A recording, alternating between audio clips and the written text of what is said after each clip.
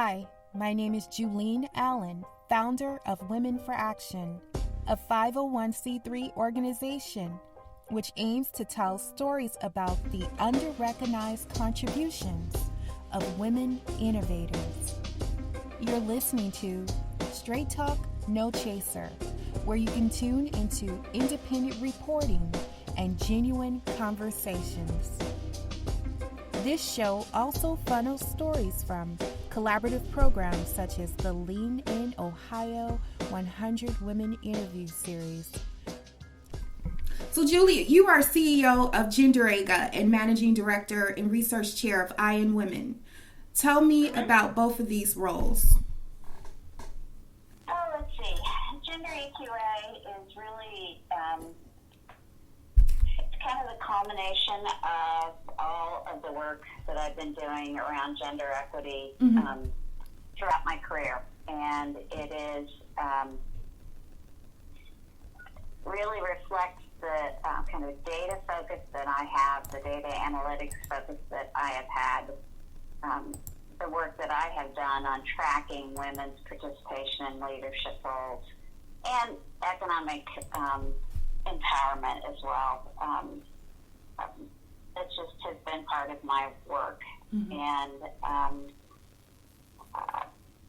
ION is a national organization of women's leadership groups that are all working to get more women on corporate boards and in senior executive positions in businesses. So each of our members is a women's leadership organization that operates at the local level and is working on those issues, has programs and services based on connected to that particular mission. And then on a national basis, the organizations collaborate and share best practices. What led to your work in women's advocacy? What led to it? I really, I have kind of the classic story of growing up in a small community and going off to college and realizing that there were different ways to think about a lot of issues than what I had grown up believing. And one of the biggest ones for me was, I left for college thinking that my options were pretty limited in terms of what I could do, what I could be. And I got to college and realized that that nothing was a given, that everything, I could question everything, and as a woman, I could do anything I wanted to do. And that was not a message I got growing up. And I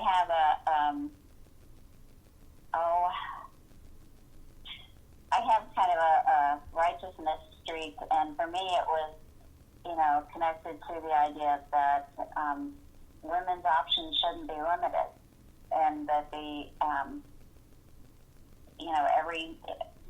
world should be open to them. And so, I changed my major. I had completely different ideas about what I wanted my career and role in the community to be, and that really is what started it. And I think probably connected to that was, came out of college at a time where a lot of women were pursuing work in professional positions, so, white-collar jobs. And at the time, there weren't many women in leadership roles, but there was the promise of more women in leadership roles. And it was probably kind of the connection between starting my career and knowing that I wanted to see women moving through the pipeline and stepping into those leadership positions that really kind of triggered the whole advocacy effort from me. So you kind of got yourself out there and then realized that things weren't where you thought after graduating college? Actually, I mean, I graduated from college with kind of with full knowledge of the pipeline promise, that as soon as there were enough women who'd been in the pipeline long enough, we'd begin to see them step into leadership roles. Mm-hmm. And, fast forward my career maybe a decade, and, there were positive signs. Mm-hmm. We were seeing women, certainly by 1992, 93, we were seeing women start to run for elected office. We were seeing women starting to show up in leadership roles in business. What kind of sparked my kind of refocus on that was a book called Megatrends for Women, Mm-hmm. that was published in 92, 93. And it really, whether it's sports or religion or politics or business, it covered a range of categories. The book really summarized advances women were making in all of those different areas, all of those aspects of society. So that was a real, boost, positive sign for me. And then, fast forward another decade, and I ran across a book that had a question in it that stopped me in my tracks. And the question was, what if half the leaders in the world were women? Mm-hmm. And I related this story. It was almost embarrassing to me because I had thought about more women leaders, but I'd never thought about what the impact would be if half of our leaders were women. Mm-hmm. And I joked that I never got past page 26 in that book, which is where that question was, because I couldn't stop thinking about what the world would be like if half of our leaders were women. Mm-hmm. And, obviously my belief is that the world would be a much better place if we had both men and women at the table making decisions, whatever, in any aspect that impacts people's lives. So, and somehow I knew, I really had kind of, even before that, had kind of been aware that maybe women were hitting that glass ceiling, that we weren't advancing at the rate that I thought we would when I graduated college, Mm-hmm. and thought it was just a matter of time. And so it's probably reading that, coming across that question and realizing I didn't know how close to half we were, that really led me to the work around the data work, the work around what are the numbers, what do the numbers tell us. And, what I found was that while there were a lot of anecdotal examples of women in leadership roles, when you started to look at the numbers weren't that positive. And that, in fact, we hadn't advanced beyond, 15 to 20% of positions in most categories around leadership. And in many cases, those numbers had stalled. So looking at 92, there'd been 92, 93, there'd been a significant increase in the number of women running for elected office and being elected to serve. But those numbers hadn't really budged much since that time. And in fact, in some cases, they were declining. And that's really kind of what started the kind of keeping track of where we stand in key leadership positions. That's really been kind of the basis for most of my work over the last 2 decades. Which brings to mind a piece that you recently wrote on women's progress, which was titled "Glaciers, Snails, and Women on Boards." Yeah. It just struck me as funny. It's like, as I said in it, the article, for years, the phrase everybody tends to use is, they compare it to women's progress into leadership as being kind of at a glacial pace. And I ran across an article where the guy compared it to snails, and just thought it was, funny. And then got to thinking, maybe with maybe glaciers are moving too fast these days, and we need to find a different level of comparison, because we certainly need something that's going very slow. Yeah. That's really where we are with women in leadership roles. So, Julie, Lean-In states that making career choices to advance is often like climbing a jungle gym rather than climbing straight up a ladder. Mm-hmm. In your public bio, it states that you have a BS in retail marketing from Ohio State University and received an MA in women's studies from Antioch University McGregor. What piece of advice can you lend to women who may feel stuck and are eager to advance? How would you advise them to go forward?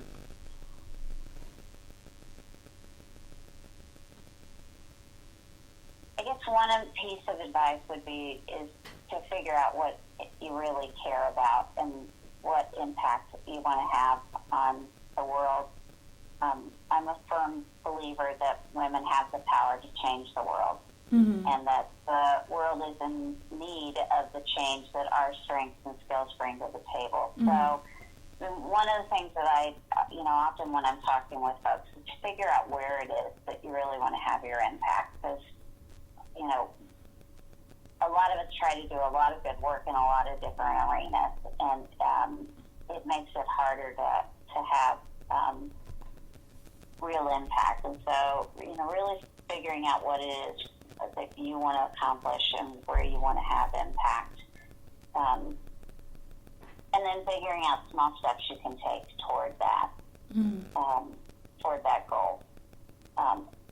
If we're talking about kind of career specifically, I guess that, two things, find women who are doing what you think you'd like to be doing, and really kind of study what's happened with them, and if you have the opportunity, make a connection with them. And then if we're talking about career and organizations, I think you have to be really focused on, you have to look at the organization and where are women in the organization, what levels have they reached, at what concentrations, because that's going to tell you a lot about whether the company has a culture that really embraces diversity and inclusion when it comes to gender. Women are less likely to receive the first critical promotion to manager. So far, fewer end up on the path to leadership, and they are less likely to be hired into more senior positions. Women also get less access to the people, input, and opportunities that accelerate careers. As a result, the higher you look into companies, the fewer women you see. This disparity is especially pronounced for women of color, who face the most barriers to advancement and experience the steepest drop-offs with seniority. As you know, I founded the program Lean-In Women of Color, which addresses this singular issue: women of color getting to the top and staying there. What do you think we are not doing as a society to promote and support different types of leadership? I have a couple of answers. Okay.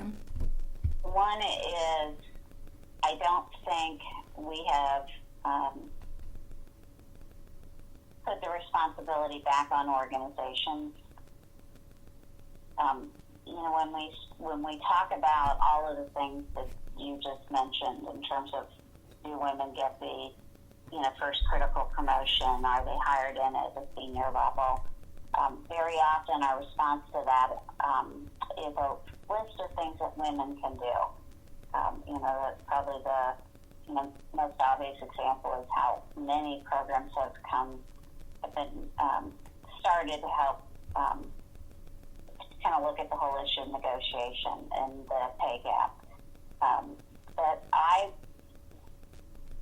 my feeling is that that organizations need to take responsibility for changing the way that they operate, so that it doesn't disadvantage women and minorities.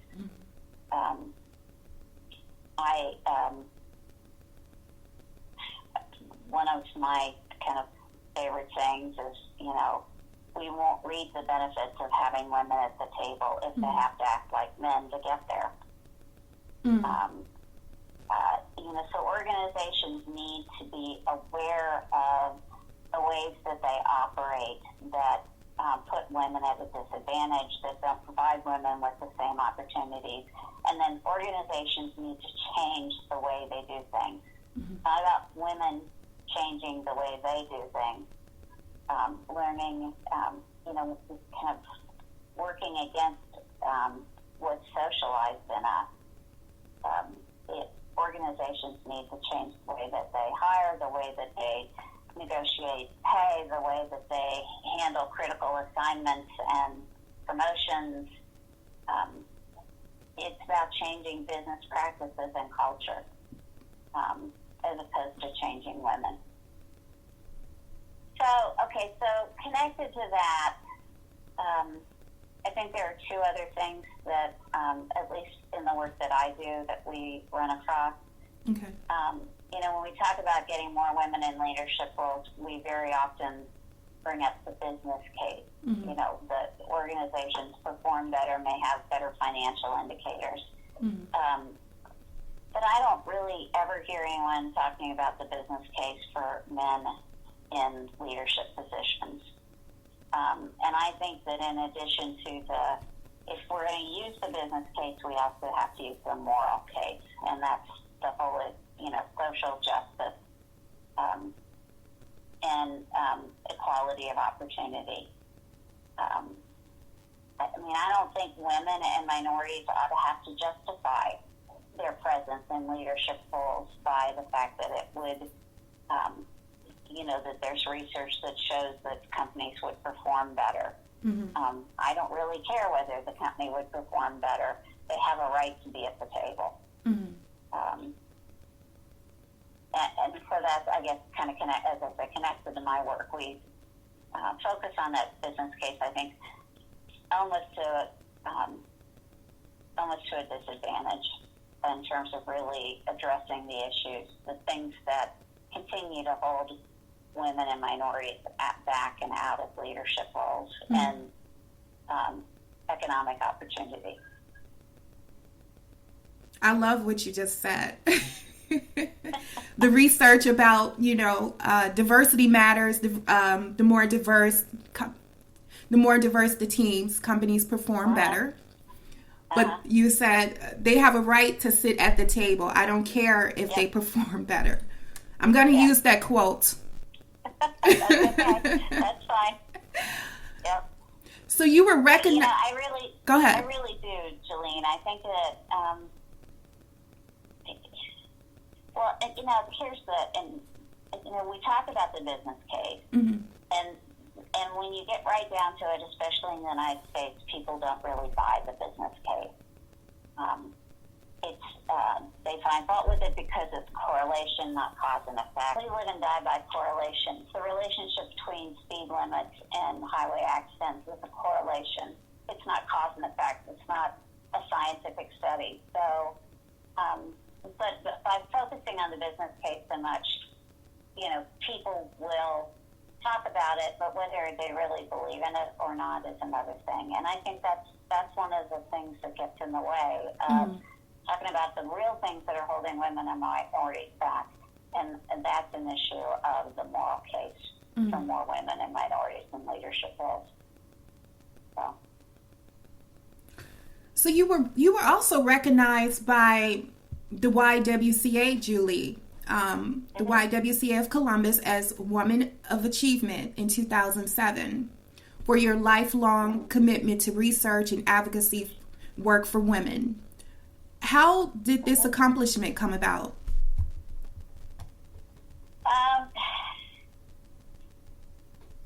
I have been very blessed to have a good friend who has supported my work throughout my career, and she, Women of Achievement is a nomination process, and Celia was responsible for nominating me for that award the year that I received it. Mm-hmm. So that's really how that came about.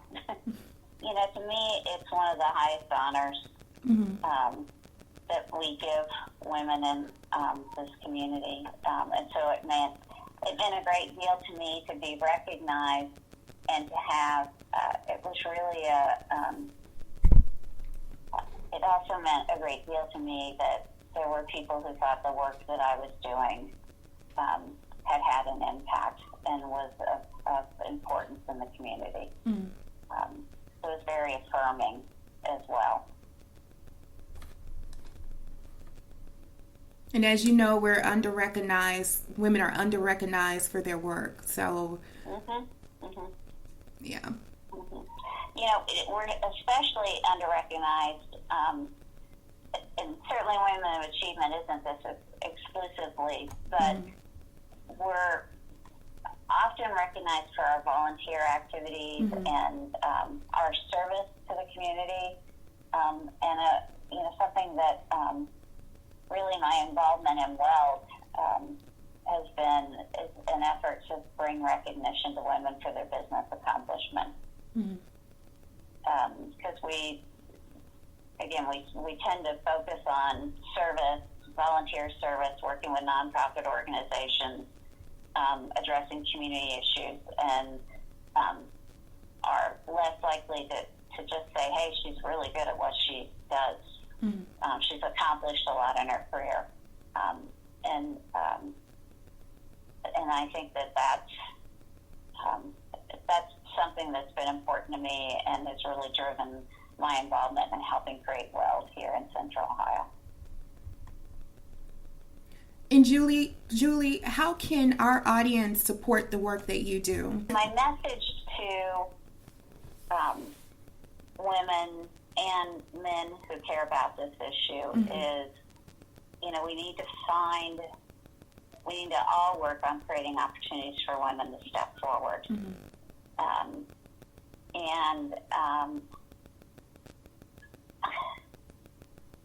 As women, I think we need to not take no for an answer.